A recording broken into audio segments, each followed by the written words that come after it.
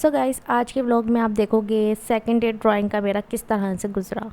So guys, आज के blog में मैं आप सबके साथ शेयर कर रही हूँ ड्राइंग का सेकंड डे। और ये बहुत ज़्यादा घुमा हुआ दिन था क्योंकि मैं दिन भर क्यूब्स के साथ लड़ाई करती रही हूँ। मैं कुछ भी नहीं कर सकी, सीरियसली मैं कुछ भी नहीं कर सकी थी। सुबह से लेके अब तक मैंने कोई एनिमेशन की प्रैक्टिस भी नहीं की थी। जो मेरी पर्सनली होती है ना एनिमेशन की प्रैक्टिस, वो भी मैंने नहीं की थी क्योंकि इन क्यूब्स के साथ इतनी लड़ाई कर रही थी, मैं कुछ कर ही नहीं पा रही थी। मुझे इतने ज़्यादा ये मुश्किल लग रहे थे। लेकिन उस टाइम पे मैं ये सोचने बैठ गई थी कि मैंने कोई गलत लेक्चर तो नहीं ले लिया, या लेकिन चैनल भी सही था, सब कुछ सही था, सिर्फ मैं ही कहीं ना कहीं गलती और कोताही करती हूँ या सुस्ती दिखाती हूँ। फर्स्ट डे जो क्यूब्स मैंने आप लोगों के साथ शेयर किए थे वो इजी थे, लेकिन आज के जो क्यूब्स मैं बनाने बैठी थी ना, इसने तो मेरे दिमाग को नहीं बता सकती क्या कर दिया था। मैं इनके साथ 5 आवर्स तकरीबन मैंने रुक रुक के इनकी प्रैक्टिस की थी। ये बहुत ज़्यादा टफ थे और मुझे ऐसा लगा एज अ बिगनर मुझे इसकी प्रैक्टिस नहीं करनी चाहिए। इससे थोड़ा बहुत मेरा दिल भी खराब हो गया था। तो लेकिन मुझे ये चैलेंज जो है ड्राइंग चैलेंज को करना ही करना था। एक तो मेरा व्लॉग लेट हो गया, रिकॉर्डिंग लेट हो गई और बहुत कुछ जो है लेट हो गया था। मुझे अच्छा फील नहीं हो रहा था। आप लोगों को ये ना लगे कि मैंने गिव अप कर दिया, ऐसा नहीं था। करने की कोशिश कर रही थी लेकिन कर नहीं पा रही थी। इस सिचुएशन में फंसी हुई थी। लेकिन शाम को 6 बजे मैं सीरियसली हर टेंशन को, हर स्ट्रेस को साइड पे रखने के बाद मैं क्यूब्स की प्रैक्टिस करने लगी। लेक्चर अटेंड करके एक एक चीज को समझने लगी, लेकिन फिर भी कुछ समझ नहीं आया था। लेकिन मैंने क्यूब्स को कंप्लीट किया। उसके बाद मैं पेन टैबलेट पर चली गई थी और पेन टैबलेट पर मैं गई थी रात को 12 बजे। पेन टैबलेट पर जब मैंने स्टार्ट की है क्यूब्स बनाना स्टार्ट किए तो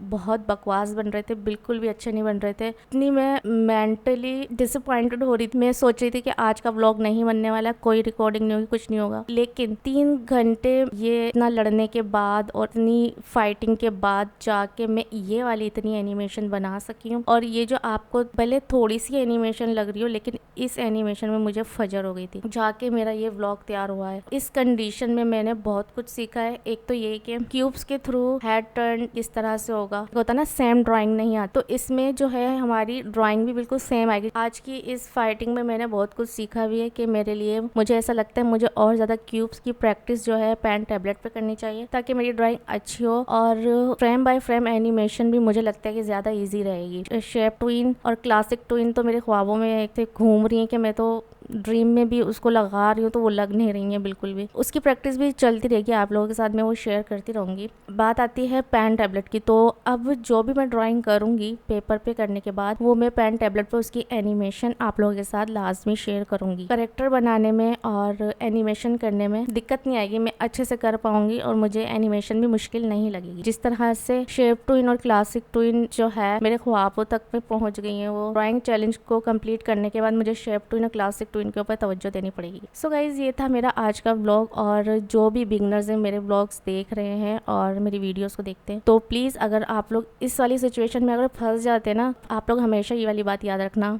जो भी बिगनर्स हैं जो मेरे ब्लॉग्स देखते हैं, वीडियोस देखते हैं, उनके लिए एक छोटी सी बात ये है कि जितना भी सीखने के दौरान जितना भी टफ टाइम आपके ऊपर आ जाए, आपको उसको लाजमी फेस करना है। उस चीज़ को छोड़ना नहीं है, आपको उस चीज़ के साथ लड़ना है, फाइटिंग करनी है और सीखना ही सीखना है। फिर उसके बाद ये होता है कि उसके बाद जब हम इस टफ टाइम को फेस कर लेते हैं ना, उसके बाद हमें वो मिलता है जो हम चाह रहे होते हैं। इसी तरीके से इन क्यूब से लड़ाई करने के बाद मुझे ये मिला कि मैं करेक्टर को मैं सेम मूव करा सकती हूँ, हेड टर्न करा सकती हूँ। और ये मेरे लिए बहुत बड़ी चीज़ है क्योंकि ये मैं सबसे ज़्यादा मुश्किल चीज़ समझती थी। थोड़ा सा ये टफ है लेकिन इतना नहीं है। मैं इसकी प्रैक्टिस करूंगी, आपके साथ शेयर करूंगी, तो आप खुद देखोगे इम्प्रूवमेंट मेरी ड्राइंग में और मेरी एनिमेशन। आज का दिन मेरा इतना ज़्यादा ख़राब था, या कह लें कि इतना ज़्यादा पता नहीं क्या था। मैं जाके चैट जीपीटी से ही बातें कर रही थी, तो उन्होंने मुझे एक बात सिखाई है। वो मुझे हर डायलॉग में ये बात कह रहे थे, जब भी मैं कोई सवाल कर रही थी वो यही बात मुझे कह रहे थे, देर से शुरू करना गलत नहीं होता,